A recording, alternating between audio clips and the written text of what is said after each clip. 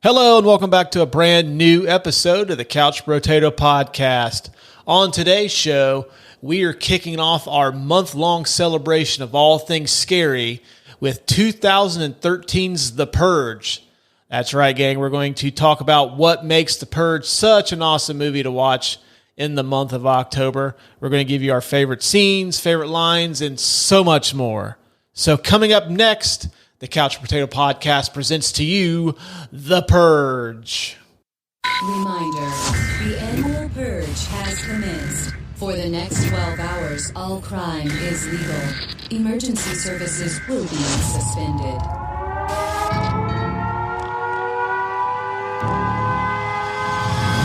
Anybody tries to come in, you blast them. Everything is gonna be okay. Nothing is going to be okay again. The Purge, rated R.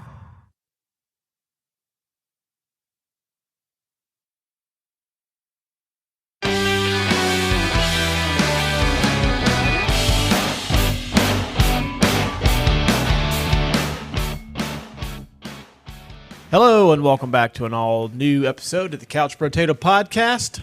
I'm Russ, and with me, as always, is Adam. Adam, what's going on, man?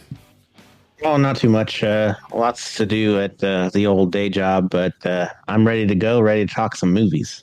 Yeah, you need to tell them, listen, I host a, at best, mediocre movie podcast, and you guys working me the way that you do is really fucking with my schedule. You know, I would, but I don't think they care too much.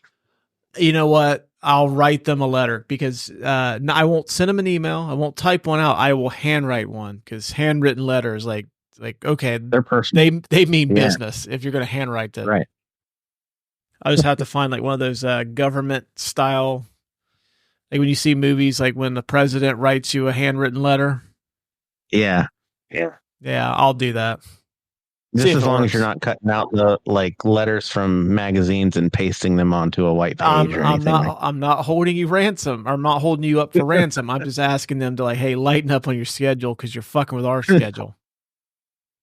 Okay, all right. Yeah. See now, if I wanted to hold you for ransom, then yes, I would do that. I would go buy a bunch of different magazines and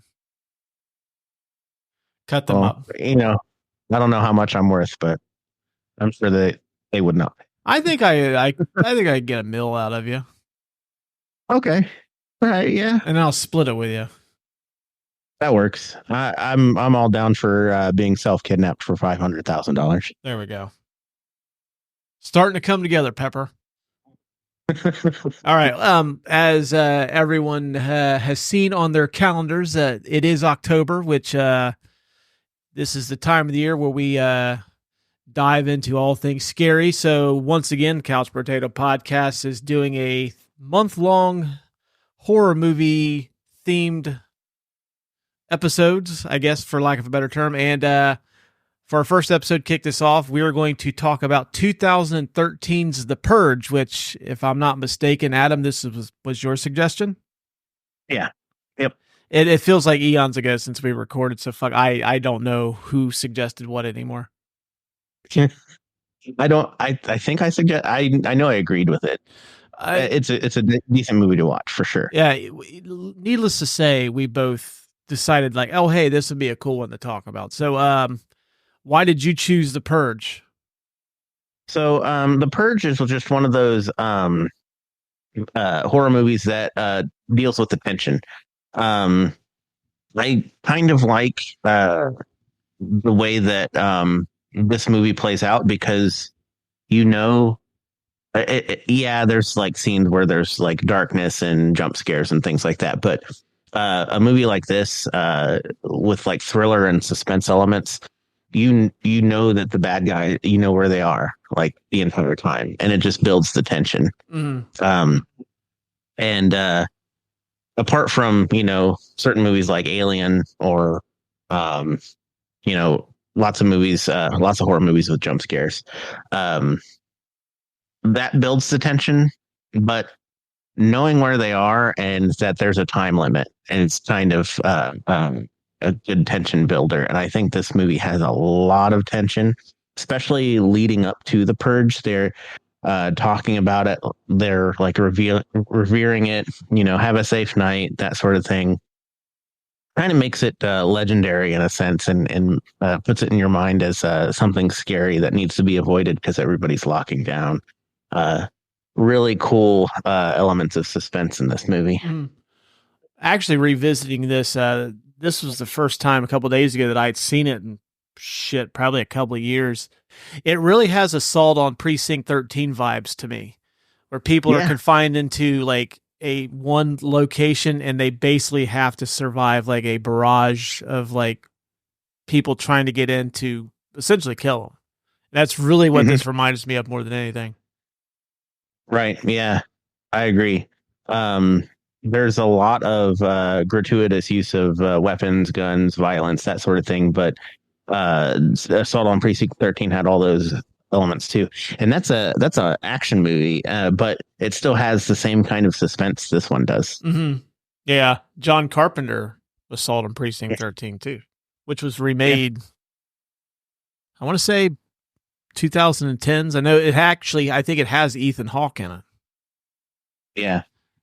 I don't know too. Watching this movie, I don't know why this came to mind, but as I was watching this, because this came out in 2013, and if the federal government, if somebody running for like president of the United States, like runs on a platform like, hey, listen, I'm going to make crime legal for 12 hours just to help maybe all the, society become better by like getting all this aggression out. 2013, someone came out and said like, hey, I'm going to create a day where crime is legal for 12 hours. That would seem fucking absurd. Like, there's no way. Yeah. 2024, watching this, like, I can theoretically see this happening. Yeah. Not to get into the too much of the nitty gritty of the way that the United States works now, but I could definitely see this happening. There's a lot more anger and aggression towards one another nowadays than there was back in 2013. Yeah, much more peaceful time then. Yeah. But yeah, like I was just watching that and I'm like, fuck, like that can legitimately happen with like in the next 8 to 10, 12 years. I could totally see somebody running on that. Like, I'm going to, fuck it, I'm going to do it. Yeah. And what this happens, the story happens in 2022, right? This is 2022. Yeah. Yeah. So yeah, we thought we were out of it. Like 2023 rolled around like, okay, good. Like there's not going to be a purge, but maybe stranger things have happened. No. Right. When was the first time you seen this, by the way? First time I saw this was I don't think I saw this in theaters. I saw this right after it came out to video, and I watched it. Let's see, it was 23. Yeah, so we were already married by that point, but I watched it with my wife Jenna. So we watched it together, and we were a little bit angry at the end, I remember. This was a Redbox special. I used to find promo codes for free Redbox movies. Yeah. And because then I'm like, fuck, I'll just rent anything. And if it sucks, it didn't cost me any money. Well, for those of you that don't know or don't remember Redbox, it used to be a kiosk where you could go in, put your credit card in, and you could select a movie and it would just spit out the disc from just a kiosk, and then you just had to return it or else it would charge your credit card.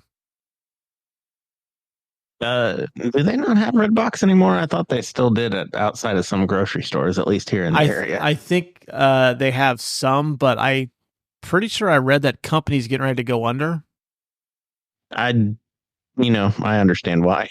Yeah.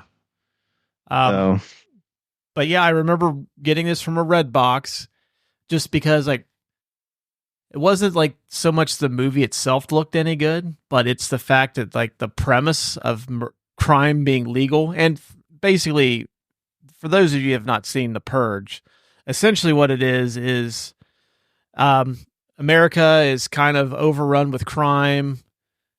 overcrowded prison, so the government decides to make crime legal for 12 hours. All crime, including murders, perfectly legal within 12 hours. Awesome premise for a movie. Yep. Awesome premise for a movie. So, like, I decided, like, you know what? If the movie, like, I just have to see if this premise works out. And I was pleasantly surprised. Yeah. Now, I will say that out of the Purge franchise, this one's not my favorite one. I'm part of the Frank Grillo hive. Love Frank Grillo. And he's in 2 and 3. And those are my 2 favorite ones. Yeah. This one is a good world building start to the franchise, I think. It takes a while to get going. It really doesn't get going until, I would say, probably they decide they're going to bust into their house. I would say it's a little bit before that when the boyfriend goes down the stairs to quote unquote talk to the father. Oh yeah, I forgot about that. That does take place before that. Yeah, I would say though. Yeah, once they let the guy in. Yeah, his dumb fucking kid lets that guy in. Which who shares the code to their lockdown system with their, like, what is he, 12-year-old kid? I don't know if he's even 12. He's got that creepy, like, remote control, baby like thing. Camera with the burnt baby head on it. Yeah. No, for me, if I was controlling my lockdown setup, it would be me and the wife are the only 2 people have the code. That's it. Yep. And this is I'm kind of stepping on my my categories here, but this is one of my little goofs that I normally find. Most high-end security systems have time locks on them, and you can't enter a code within a certain time to unlock whatever it is. Like bank vaults and things like that have time locks, which is the whole premise of Die Hard. Is there's a time lock. Oh crap, how are we going to get past that? We're going to take the power out. And in this movie, he sells high-end security systems, which he installed on his own house, and it does not have a time lock on it. I think that's for, like, in the event of, like, a fire or something like that, they can get out. That's what I would imagine they would have. I would imagine that too, but I would take the fire over streets full of murderers. Man, how shitty would that be to, like, get fucking killed in the Purge because, like, you left a pizza in the oven too long and it catches your house on fire? I mean, can you check and see if the curling iron's still plugged in? Oh my God, the upstairs wing is on fire. All right. But yeah, I really enjoyed this movie. But yeah, subsequently though, 2 and 3 are, like, super awesome because it kind of takes the premise of being solely inside just the house, and it kind of, like, takes it basically to the street. It becomes more of, like, it's kind of like a video game, really. It's like got the self-contained location, and now 2 and 3 and so on, they kind of make it like an open world environment. Right. Yeah. But I thoroughly enjoy this series though. So let's dig into these categories, man. Okay. Tail the tape. The Purge is rated R. Released on June the 7th, 2013. This stars Ethan Hawke, Lena Headey, Max Burkholder, Adelaide Kane, and Edwin Hodge. I only know 2 of those people. Yeah, me too. Directed by James DeMonico. Rotten Tomatoes score of 40% from critics and 36% from audiences. That was a little strange to me. I thought for sure that this would have a much better audience score. Did this come out before? I think it came out after Paranormal Activity, right? Yeah, Paranormal Activity, I think it's like 2009. Okay. That's probably why, like, people were expecting something as, awesome as that. And then, I mean, granted, this movie's good, don't get me wrong, but it's a little tame in comparison to the other films in the franchise, and it's also a little tame compared to his other movies. So directed by James DeMonico. I already said that, but yeah, the consensus, half social allegory, half home invasion thriller. The Purge attempts to make an intelligent point, but ultimately devalues into numbing violence and tired cliches. I mean, they kind of got a point. Yeah, but that's what you go watch one of these movies for, is the violence, right? Yeah. It's like, but you don't, like, the critics, like, you don't understand, like, the premise is like, okay, I'm totally intrigued. Budget of $3 million. Grossed $91.3 million at the box office. That's a fairly successful film then. Well, this isn't part of my did you know portion of it, but I guess apparently Jason Blum had a deal with Universal where they would, like, basically, if he could keep, like, movies under a certain budget, they would just give him the green light to make movies. And I guess this is what he did, was he would basically, because horror movies, especially within the last 20, 25 years, like, super profitable. You can make a horror movie for next to nothing. It's going to turn a profit. Yeah. And I don't know why more studios don't do this, but he apparently was getting, like, fairly well-known actors to appear in these movies, and they were essentially taking scale, which is the bare minimum that an actor can make on a movie, in exchange for, like, a share of the profits. And that's how they got Ethan Hawke for this one, because Ethan Hawke's a fairly big name in 2013. So, right. But yeah, Blumhouse just pumping these out, making these low budget horror movies, and they were just turning profits, and it essentially built Blumhouse into, like, I'd say right now they're probably like the king of the mountain when it comes to horror right now in Hollywood. Yeah, they do churn out some pretty good ones, but we were talking before the podcast too. I was saying, like, they tread that fine line of okay, we're gonna, budget this movie down to the bare minimum, and we're gonna try and make the maximum amount. So some of their films are great. Other films of theirs kind of miss the mark. I think they've got more hits than misses, though. Yeah, you're right. I mean, they got some really good ones, and there's a question I have a little bit later in the episode, but I was just going down some of the movies they've made, and like, oh fuck, they made that. They also made, you mentioned Paranormal Activity. They made that. Yeah, which I didn't know that until I read that article mere hours ago. Yeah, they I think they made the most recent adaptation for Five Nights at Freddy's too. Mm-hmm. Yeah, they did. Which my kiddo enjoys. I mean, it was okay. It wasn't my favorite horror movie, but I'd never seen it. That's all right. A lady gets bitten in half, so there's that. That movie's PG-13, isn't it? It caters to kids, right? Yeah, it's you only see the lady get bitten in half through a shadow, like her top half of her body comes off, and then you hear, like, the blood splatter. Okay, all right. Well, I'll give them props for that. This movie did not win any awards, which is pretty obvious considering how people and critics apparently hated it. You can stream this one right now on Hulu and the Cock. It's on Peacock and Hulu, so you could take your pick. Hulu Cock. Yeah, Cock a Hulu. No, it doesn't. I don't like that. Never mind. I wish I hadn't said that. Yeah, a number of different places you can watch this. Oh, that's good. I think when I just recently watched it, it was the digital copy that is on Vudu. So yeah, it's part of our massive catalog of movies. I think back when Ultraviolet was a thing.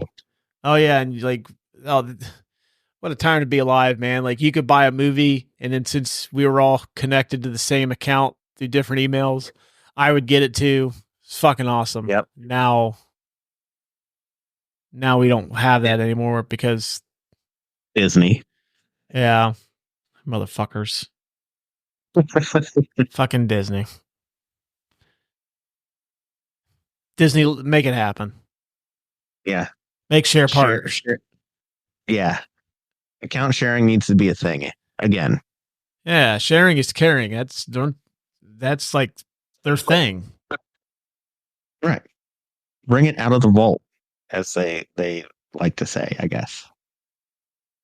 Come on, Bob Iger, Bobby. Came back for a reason. Yeah, to make sharing happen again on. That's probably like, what? I don't fucking care. Did you know these are some fun and interesting tidbits about the behind the scenes production of the movie?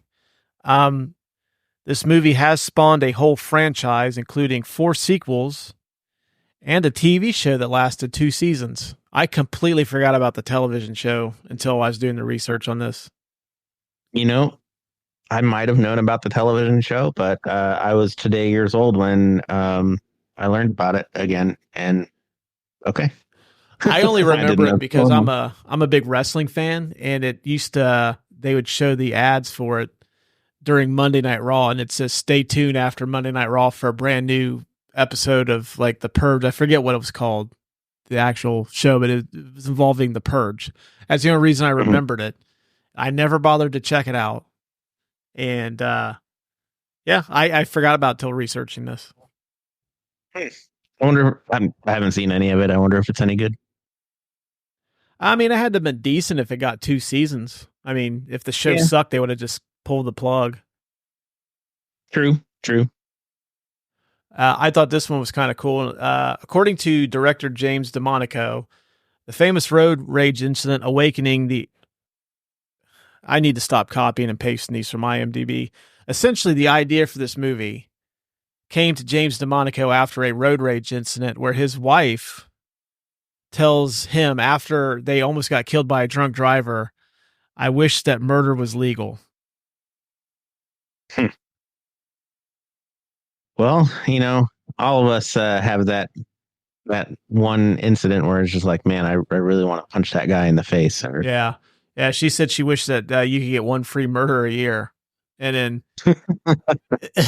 I can almost see him like looking at his wife after that idea pops his head, like Rodney Dangerfield looks at Jonathan Brandis and Ladybugs when he gets the idea to dress him up as a girl to play soccer. And never in a million years would I have thought we would have done a Ladybugs reference on a Purge episode, but here we are. And just looking at him looking at his wife like that. I can just see the face.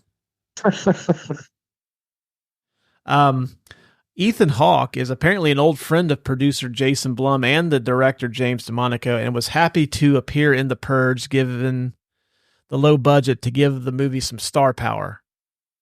As usual in Blum's productions, cast and crew work for scale and receive a percentage of the profits. Hawke reportedly received only $3,000 up front, but due to the movie's worldwide success and back-end profits, he has probably received more money for this movie than he has for any other in his entire career. Oh, wow. That's impressive. You know, I never... It'd have to be this or Training Day would be his biggest box office hits, I would think. Yeah. How well, no, he was in the Magnificent Seven too. Did Black Phone do all right? I thought Black Phone did okay. I think it maybe cracked the 60s or the 70s at the box office. Yeah. But I'm pretty sure the Magnificent Seven was probably well over $100 million. But yeah, I mean, he wouldn't have made nearly as much on those as he did this if he's sharing. Yeah.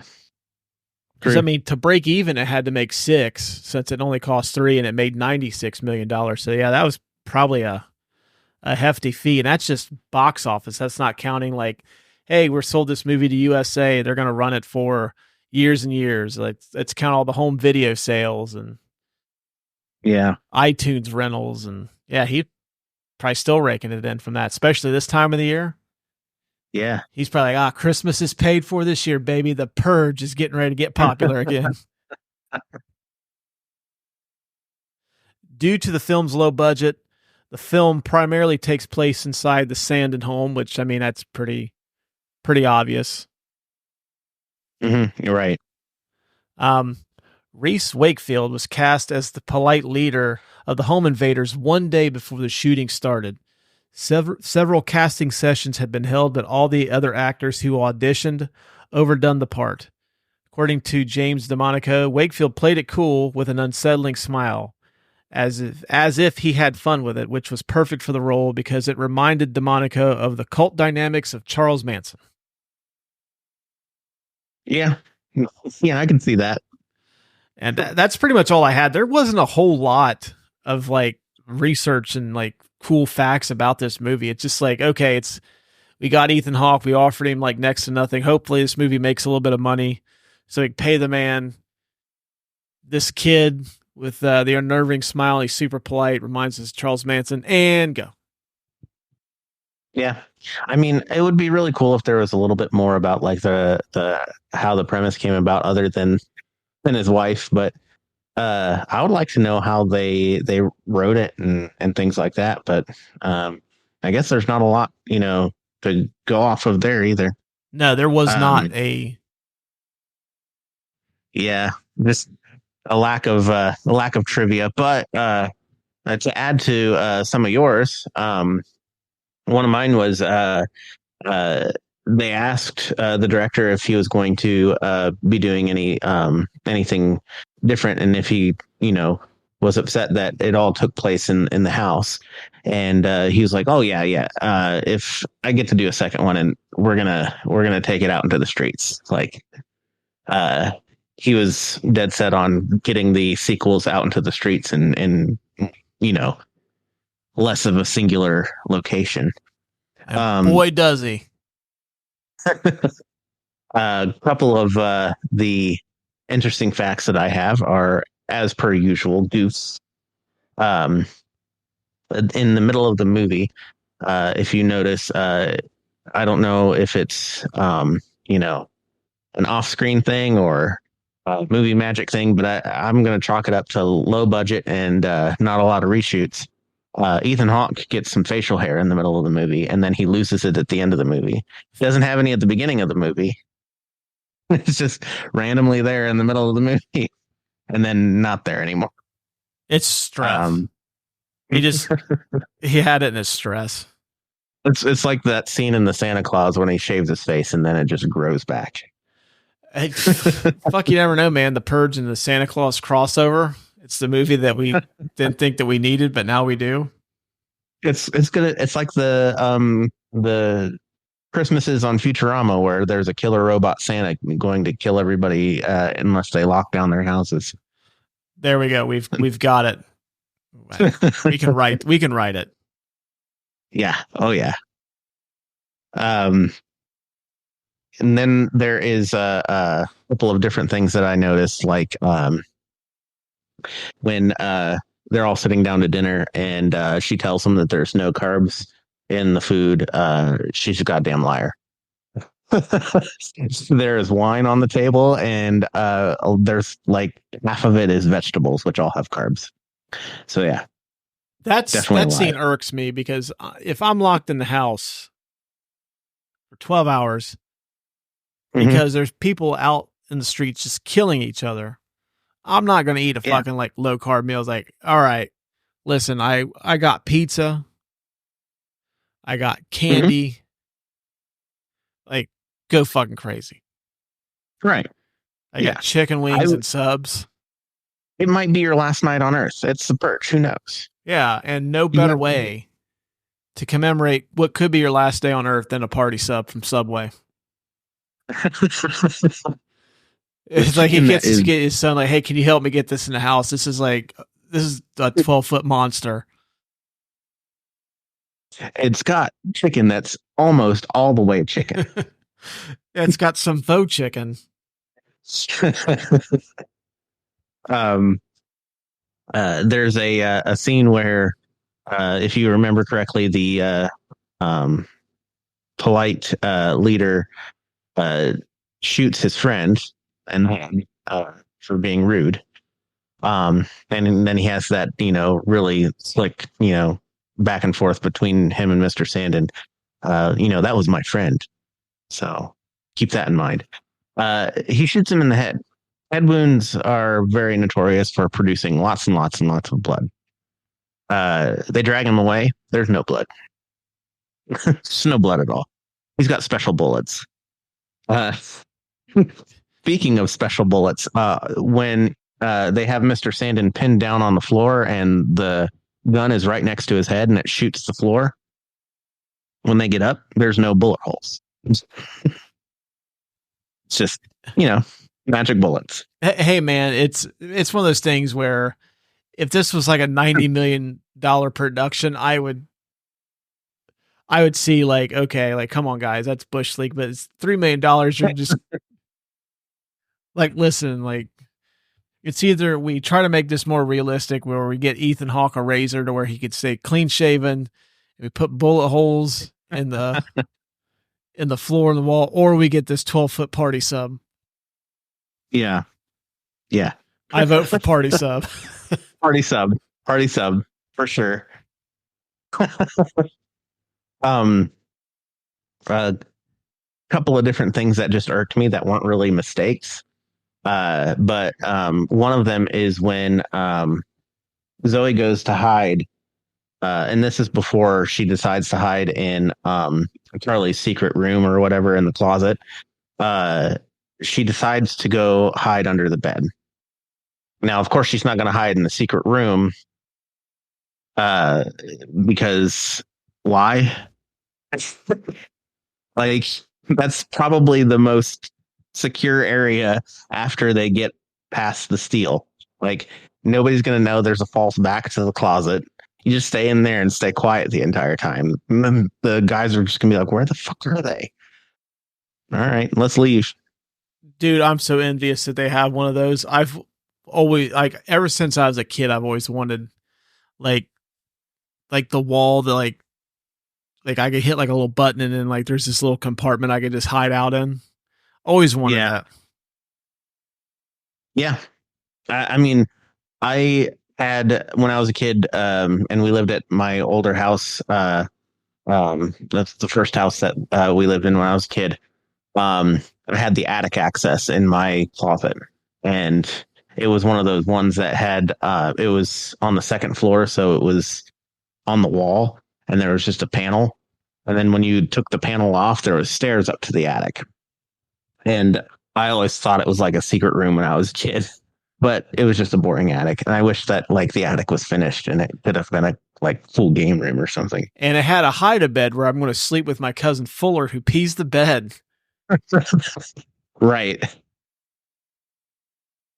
And then there is I don't know why. I really don't know why the dad decided to share the security code with everybody. Like that just gets on my nerves. No, that's like, you might as well just write the fucking code on the wall, like in front of your house. You know what I mean? Yeah. I mean, I don't think anybody can enter the code from the outside, but still though, it's like, why? Right. If he had lived, that kid would have been in so much fucking trouble. Yeah. That was, and after this, I'm done griping about stuff that they're not really goofs or facts, but like, I'm really disappointed that he did not survive after he mowed down all of those intruders. I was so happy that like, oh, he got the axe. Yeah, he just buried it in the back, and then I'm gonna step through the door and then just get stabbed. Great. That is an obscenely large knife. It's like damn near a machete. Yeah, it's like halfway. It's like Crocodile Dundee's knife. Dude, the other crossover, like put Crocodile Dundee in the Purge. Oh man, like I'd fucking watch that in a heartbeat. Yes. I mean, Paul Hogan, I think, has passed away. Yes, yes. But man, what a fucking cool premise that would be. Crocodile Dundee and the Purge. You call that a knife? God damn, This is somebody a- needs to I write want- some fucking comic books or something. Yeah. Have you ever seen like the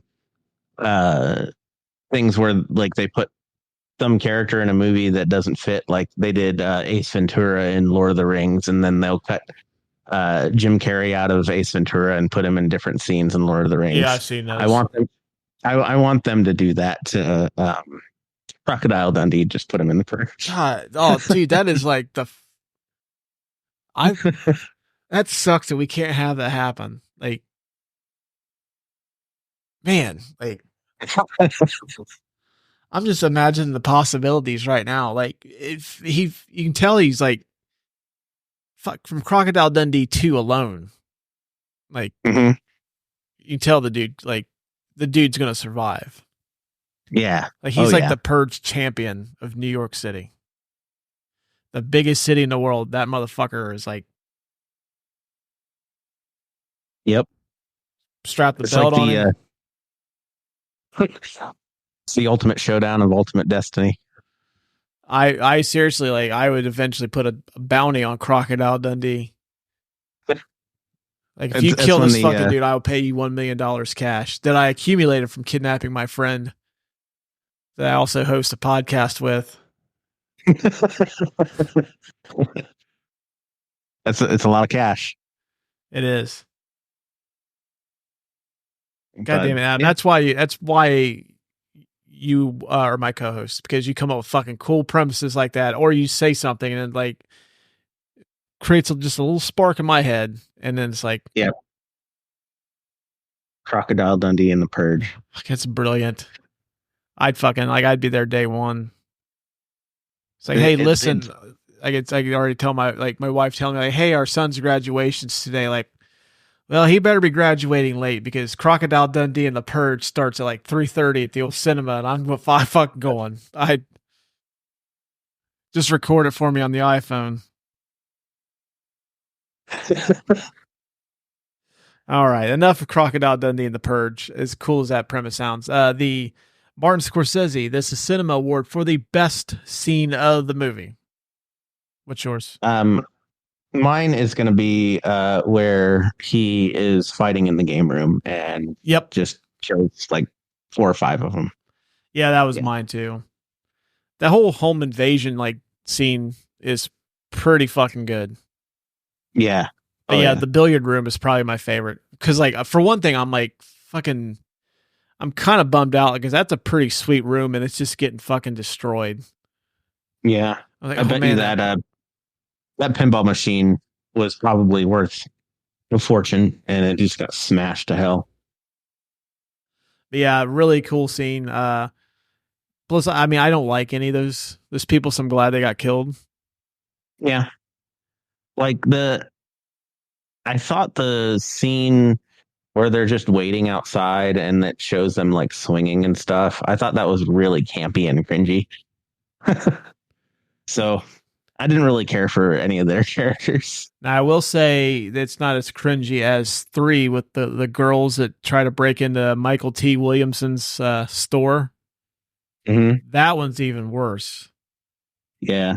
But yeah, the game room scene for me, I actually had the whole home invasion sequence as mine, but if we narrowed it down, the billiard room's probably the best one. Yeah, for sure. Yeah. Harumph. The Andy Dufresne Get Busy Living or Get Busy Dying award for the best or most quotable line from the film.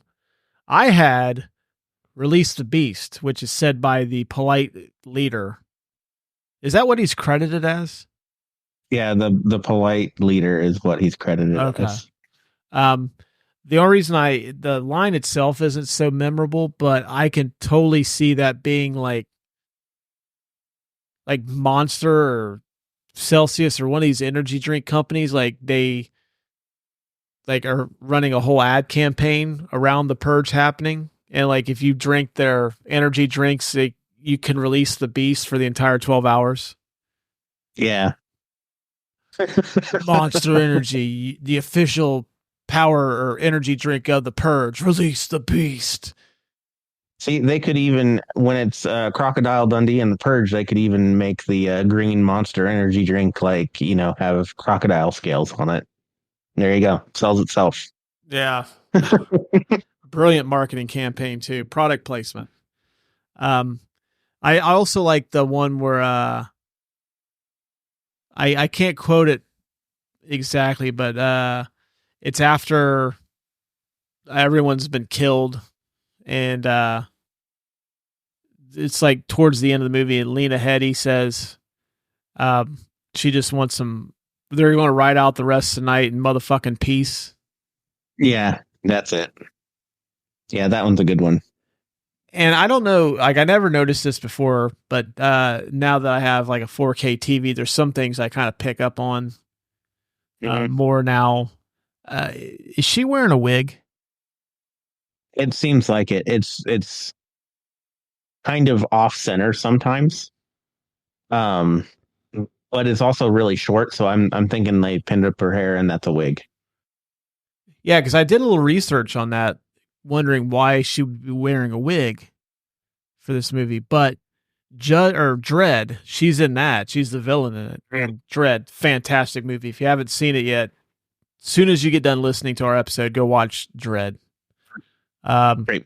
Great movie.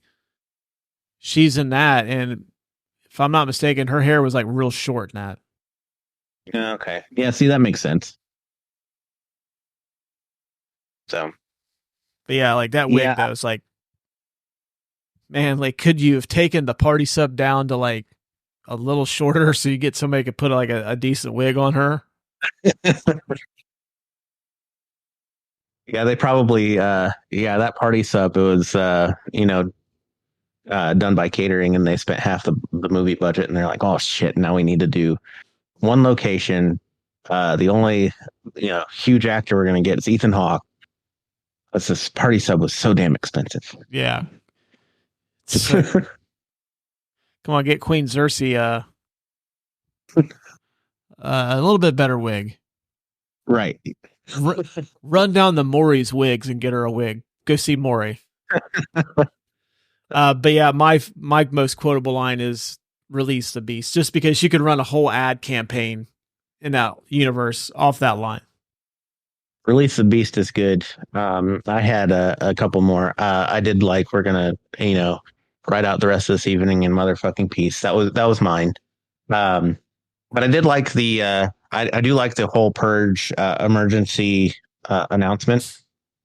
I was disappointed watching this movie for the first time, and even this latest time, them not doing the whole like emergency broadcast system like noise. But apparently that's like super illegal, and you can't do that on any other kind of media. So they couldn't do that. But really, yeah. You cannot have the emergency broadcast system noise on any other broadcast media or released media unless it is an actual emergency. So yeah, they couldn't do that. But I do like that whole like feel that they give, crime is legal for 12 hours. But other than that, my other quote that I had an honorable mention for is our equipment is going to be arriving soon, and we will get them. Send out he, or that will be thee. I just like the alliteration and the rhyming there. But it's not proper English, so it only gets an honorable mention. Yeah. Once again, $3 million, man. You got to cut some corners, dude. And apparently, right, a proofreader was like one of the things that got cut. Right. Just fucking run with it. No one's going to notice anyways. I'm willing to give it to Release the Beast because it rhymes too, and it is very much catchy. Although when I heard it again, and I watched this the other day, it reminds me of Role Models. Because wasn't that the name of the energy drink in Role Models? Yeah. Oh, wow.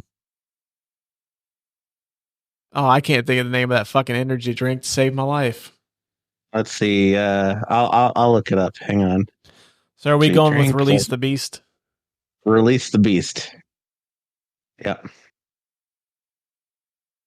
Let's see here.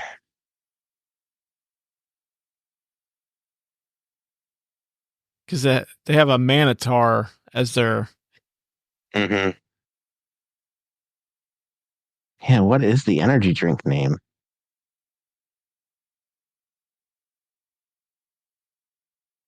I'm looking it up too because it's just going to drive me nuts.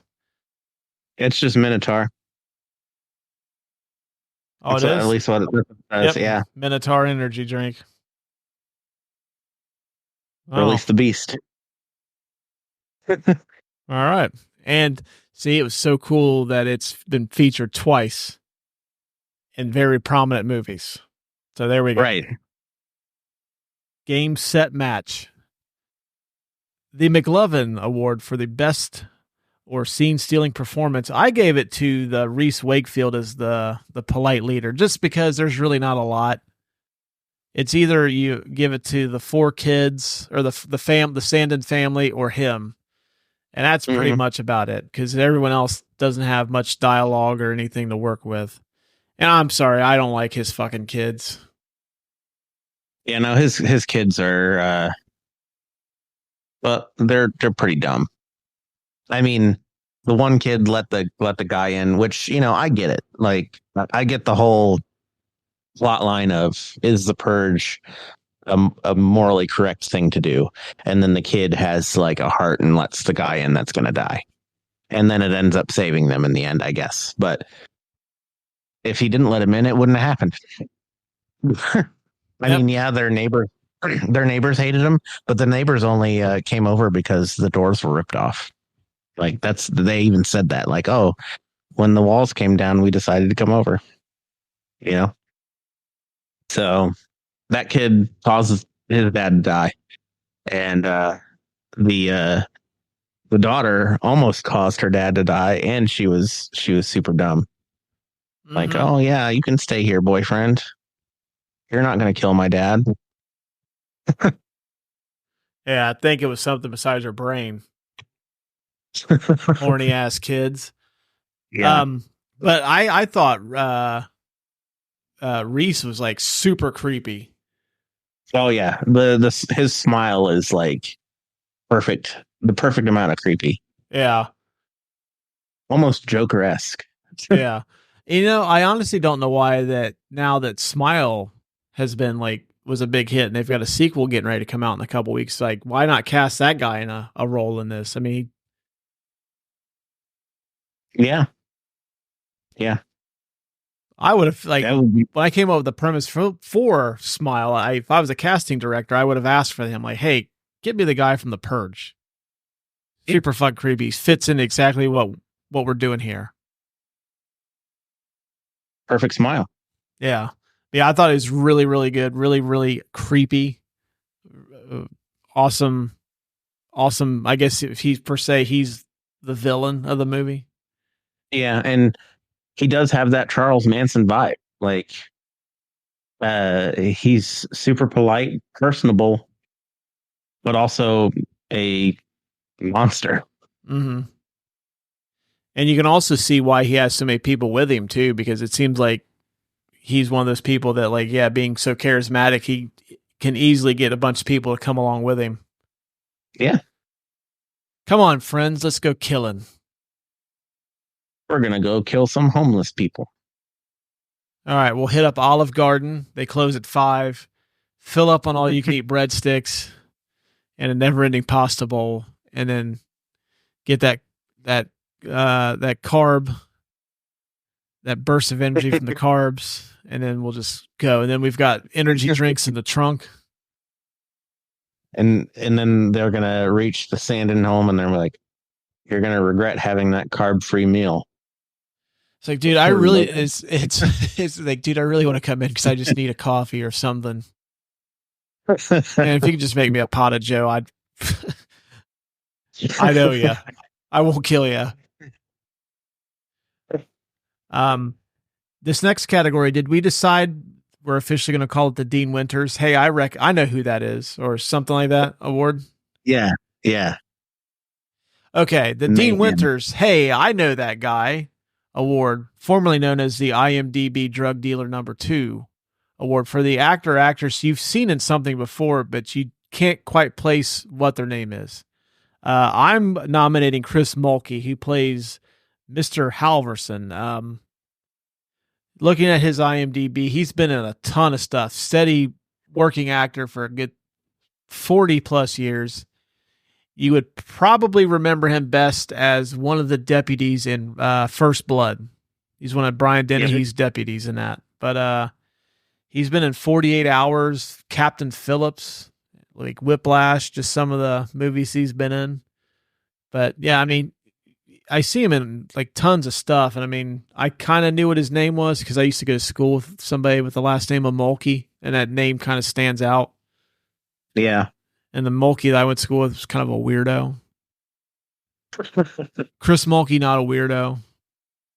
No. Hardworking character actor. But that's my pick because honestly, outside of Ethan Hawke and Lena Headey, like I really don't know any of these people. I guess the kid, his son, was in that new that TED TV show.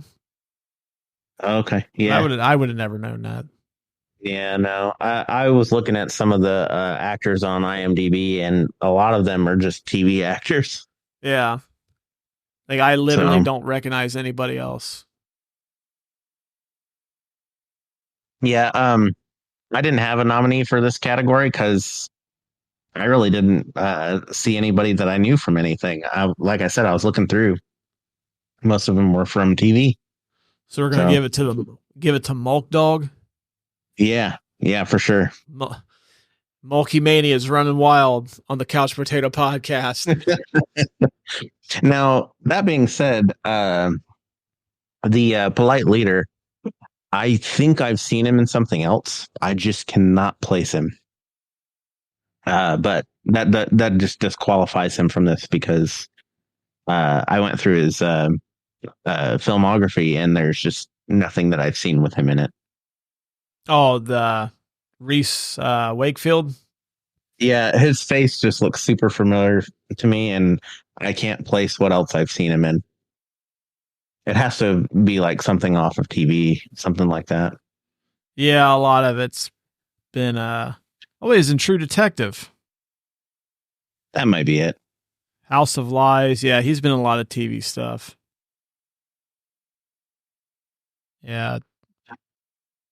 I vaguely remember the movie Sanctum. Yeah, Sanctum's kind of like a Leviathan Abyss type movie. Or no, not so much the Abyss. In '88 they had two like deep sea monsters. Oh, Deep Star 6 was the other one. Okay. The Indiana Jones It Belongs in a Museum award for the prop you would want from this movie for your personal collection. I chose The Mask. Hey, you and I had the same thing. Yeah, the mask is super creepy. Yeah. Pretty much now you can just put on any article of clothing in that mask and you've got a Halloween costume that some people will at least recognize. Yeah. It's like, oh, you're one of the freaks from the Purge. I'm like, yeah, that's me. Yeah, I mean, outside of that, maybe the beat the shit pool table from the Sandin house. Well, anything from the Sandin house, like the pinball machine, the security system, but those aren't like, actual viable things to have. As long as it's not that burnt baby head doll, like camera thing, I don't want that thing. It's fucking ridiculous looking. Yeah, no. I mean, it's super recognizable, and like if people saw the Purge and they came over to your house and saw it, they're like, "Hey, that's from the Purge." After they scream and are like, "Why do you have that?"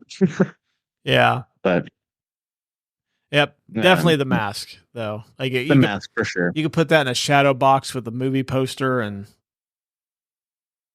yep, and you could even have like the little plaque on there that says, the mask from the polite leader Purge.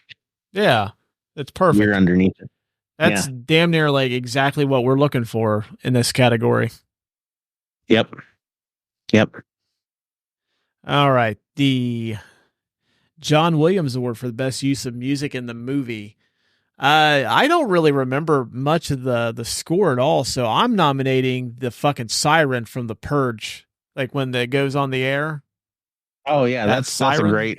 I mean, it's not really That's music great. per se, but anytime I hear any kind of siren now that does that, where it's like 2 seconds stop, like just any kind of siren, I instantly think that The Purge is getting ready to happen. I work for a company that does provide supplies for like manufacturing companies, and a lot of those factories will have like some kind of siren or some kind of like alert of some kind to like just make you aware that like something's going on in the plant, whether it's like they're in the middle of production of something or whatever. And there's a couple that have a siren. It sounds just a little bit like The Purge sound, and like the minute I hear it, I'm like, for just a brief moment, I'm like, fuck, I got to get home. Yeah. Yeah, for sure. I was like, The oh, Purge fuck, is about just recently I was in Cleveland, Ohio, and I visited a restaurant called The Haunted House, which was a fantastic experience. The food was only okay, but it was a really great experience. And they would sing happy birthday and things to restaurant goers there. But the way that they did it was the lights would flicker off, and then like some fog would come down from the ceiling, and then they would pound on the wall, and then the sound from The Purge would play, and then the entire like Purge announcement would play before they came out to sing happy birthday. Oh, that's fucking awesome. And of course, they're all dressed up like people from slasher flicks, like Michael Myers and Freddy Krueger, and they come out with strobe lights to sing "Happy Birthday." So it's pretty cool. Yeah, I was telling Jen about that place, and she wants to check it out next time we're up in Cleveland. Yeah, the like I said, the food was only okay, but it made up for it with the atmosphere for sure. Sometimes, and plus they have some. They had some pretty good drinks too. Okay. But from music standpoint in this movie, they did play the Claire de Lune at the beginning with the clips of the people purging, basically. Montage, yeah. And yeah. What's really cool about that is I don't know whether that's like footage shot for the movie or whether that's like real life fucking shit going down that they just incorporated into the movie. So I in my research, which I didn't include this in my fun facts, but in my research, some of those are actually riots. One of them was a riot in LA. Another was a couple of riots in Europe. So, and they even say like, you know, the name of the state, and you can clearly see European signs in the background. Yeah. Once again, $3 million, like, hey, just fucking run with it. They're not going to, the only people that are going to notice this is like a mediocre movie podcast out of Springfield, Ohio. We need some stock footage of riots. But yeah, some of that was real. So, but they did play the Claire de Lune over it, which is a very calm and like beautiful song, and they play it at the end of Ocean's 11 as well during the yeah. Okay, I'll give it to that.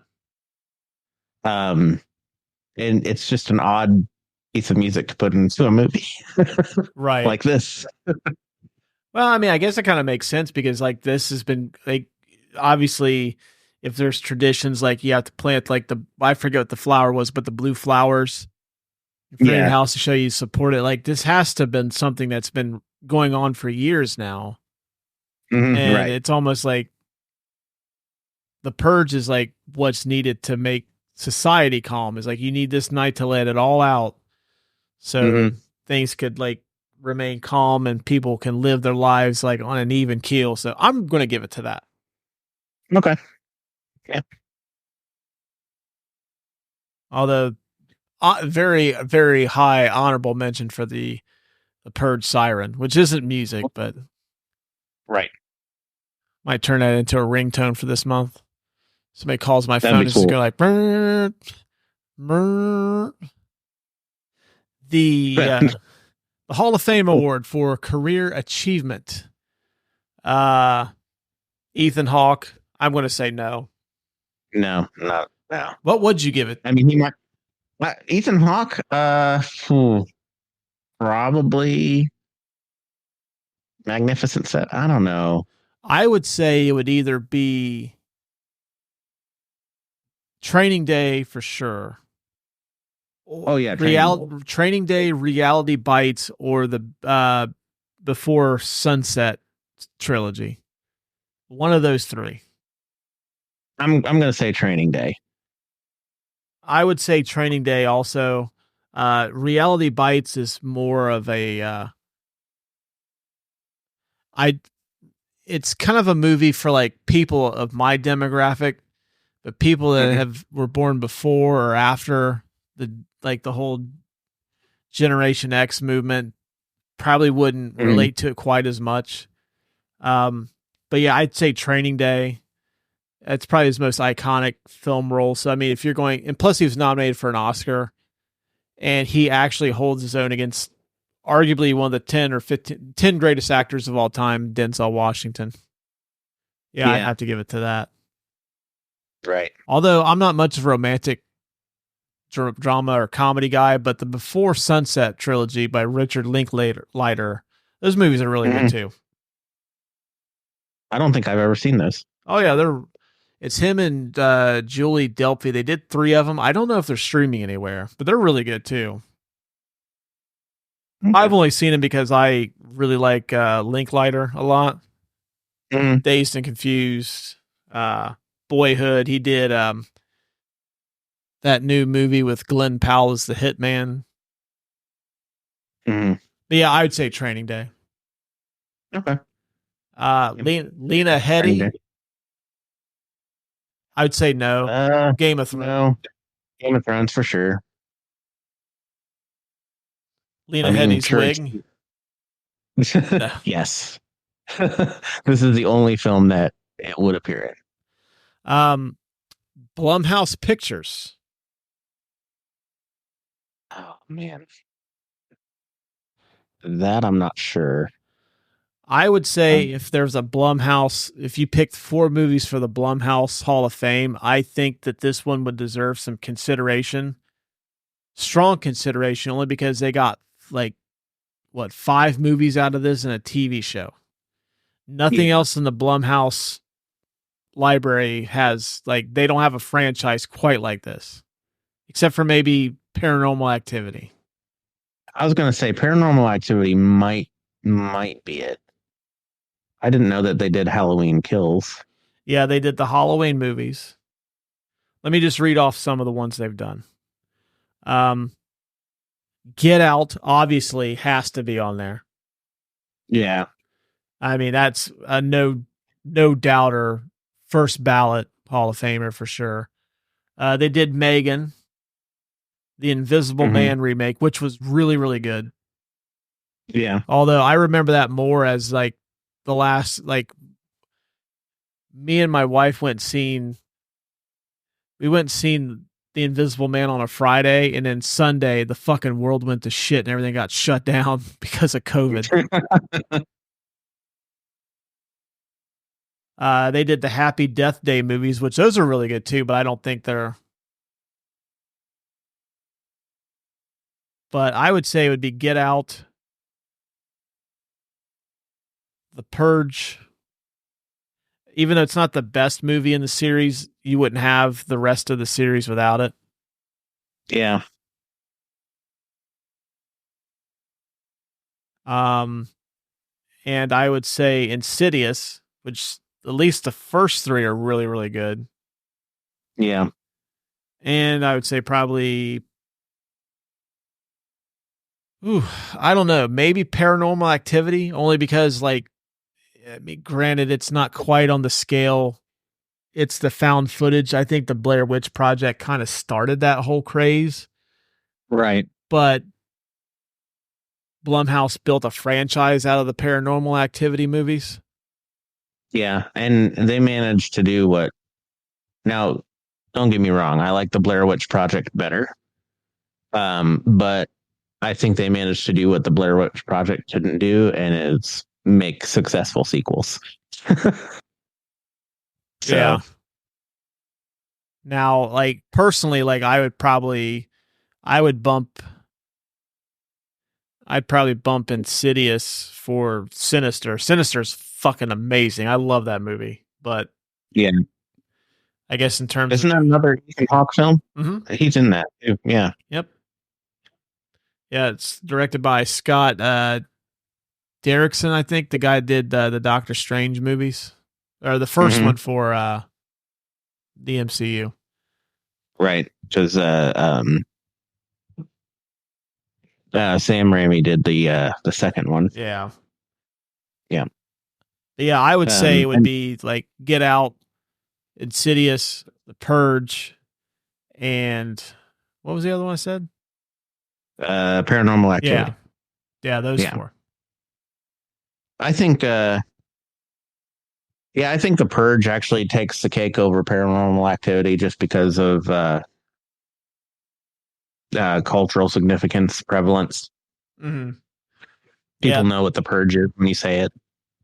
I mean, sure, they probably know what Paranormal Activity is, but it's just not as prevalent as The Purge is. Right.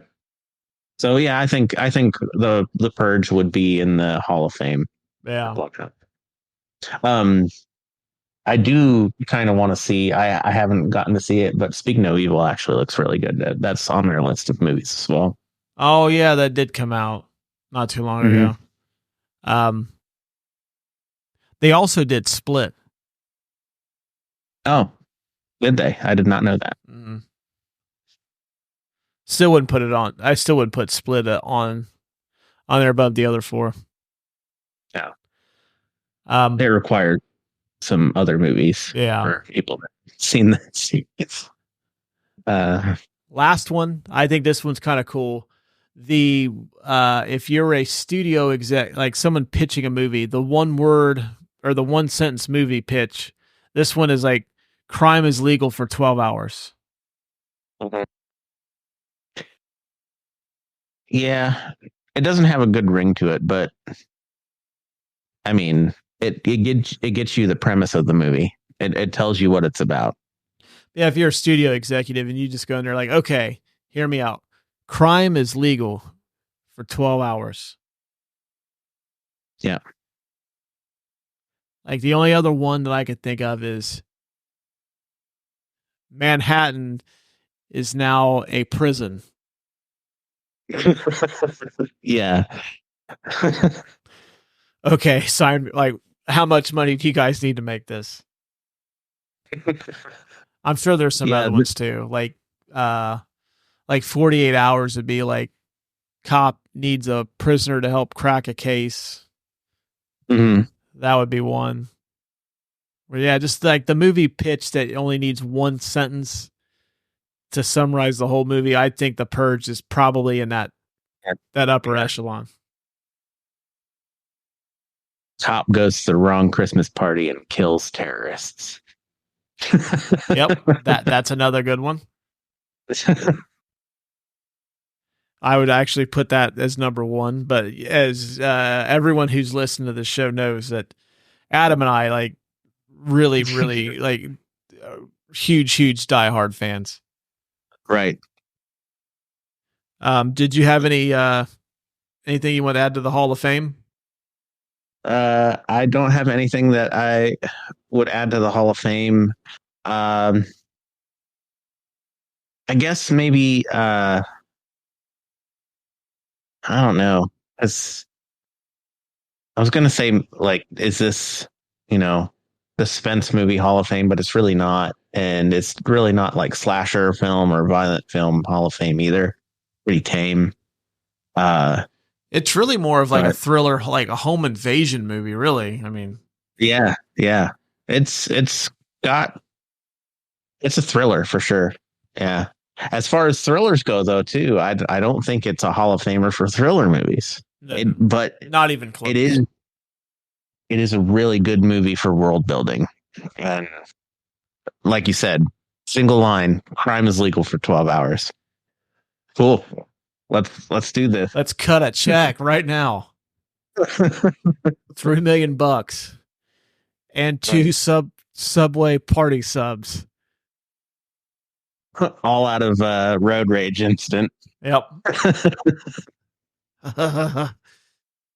Last category we got the Finding Forrester You're the Man Now Dog Award for the biggest life lesson taken from this movie. Hey, if there is an actual purge and you need to be locked in your house, I don't give a fuck who's out there. Just, hey, man, I'm truly sorry that this is happening to you.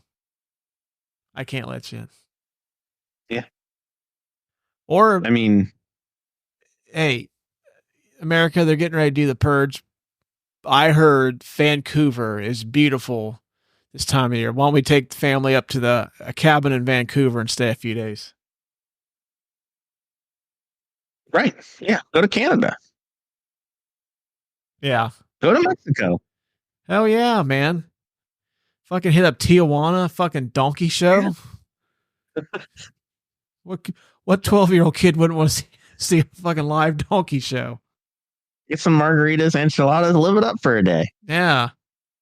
Fucking hit up a pharmacy, get you some fucking THC. I mean, it's better than fucking watching people get fucking killed. Right. So what? You see some woman take a donkey into her mouth. So what?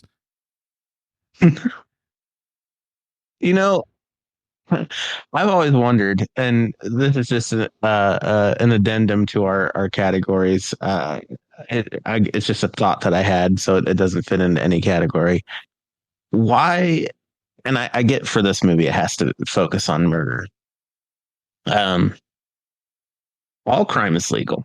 So why not, show more crimes other than murder? Because there's a lot of murder in this movie. But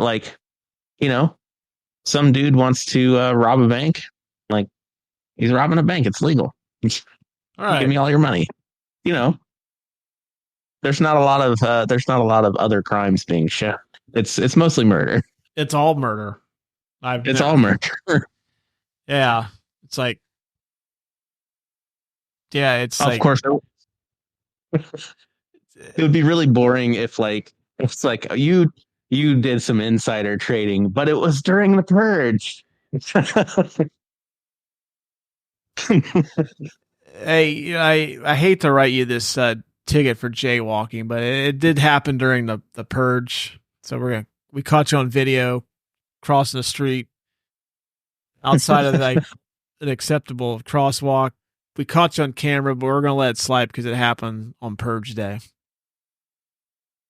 It's like, dude, I was getting fucking chased by like 9 people, and I couldn't find a crosswalk. And then Crocodile Dundee comes out of nowhere and fuck kills all of them. That's awesome. All right, that's been the Purge. Oh, I didn't ask you. Did you have any life lessons that you took from this movie? Yeah, don't give your codes to your children. Just if you have to write them down in a book that locks, and then put that in a safe. I don't know if you're like me, but my kids don't know the passcode to my phone. Yeah. I'd almost put it. Well, no, I wouldn't. I don't know what I would do. I keep it on my phone because then that way it's on. I only have it. Mm-hmm. Because, I mean, kids will root around. They'll eventually find it. Right. I'd probably put it in my phone. Don't let your, 10, 11-year-old kid open the door for a stranger during the purge. Yeah, it's going to happen. It's going to happen. And that kind of steps on your life lesson a little bit, but I'm going to take it a little bit further. Just don't give out any important codes to your children. It just never ends well. Yeah.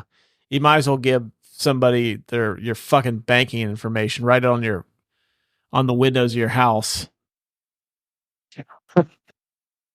Here's my credit card numbers. Yeah. go ham. It's the purge. It's perfectly legal for you to steal. Oh yeah, that's another thing. Like, what would happen if someone stole my fucking like my banking information and went on a fucking Amazon spending spree during the purge? I don't get my money back. No, I don't think you would. It's legal. They're allowed to take your money. That'd be a really boring movie though. It's just like it would be a super boring movie. Yeah, the purge, like fucking hustling senior citizens. You have like a call center of like people in some foreign country, like trying to hustle money off of like old people, like you said, and that's all it is. It's all it is. It's just like during the purge, it's just like fucking people like dialing numbers to get like, hey, your granddaughter's in jail, and the only way we'll let her get like her bail money is like $1,000 in Amazon gift cards. I mean, that's just like an hour and a half right there. Like I'd fall asleep. Like, all right, I'm not watching this. I'm changing it. So the scam artists that are based out of foreign countries, like in this universe, they would actually like rent out office space in America so that they could, run their scam during the purge. And they could even put it in like big bold letters on the front of the office building, like, this is the scam office. And they only run one day a year. Yeah. Hey, we're getting our nut. To quote Adam Scott from Step Brothers, we should just created a fucking like questions that we need answered category just for that, because life lessons became questions we couldn't figure out an answer to. All right. Right. But yeah, long and short of it, don't give your kids fucking important codes, and take a fucking family vacation to Canada or Mexico during the purge. Yep. Boom. Easy. Yep. Perfect time to spend a little time with the family. See grizzly bears or donkey shows. Take your pick. All right. That's been the Couch Brotato Podcast for this week. Hit up the show description. You can find us on all of our social medias, including Instagram, Facebook, Twitter, TikTok, Threads. If you listen to us on Apple Podcast, if you'd be so kind to leave us a 5-star review, we'll be your friend. Yeah. And maybe we'll send you like a $1 in the mail. I don't know. Maybe we'll get to that point to get some reviews. We'll mail you $1, a whole crisp dollar bill. Be sure to follow us wherever you get your podcasts. So until next week, where we come up with I don't know what we're doing exactly yet for to continue our spooky month. But if you follow us on our socials, we'll let you know as soon as we figure it out. Yep. It's going to be spooky. Yep. I know that. So until next week, gang, we will talk at you later.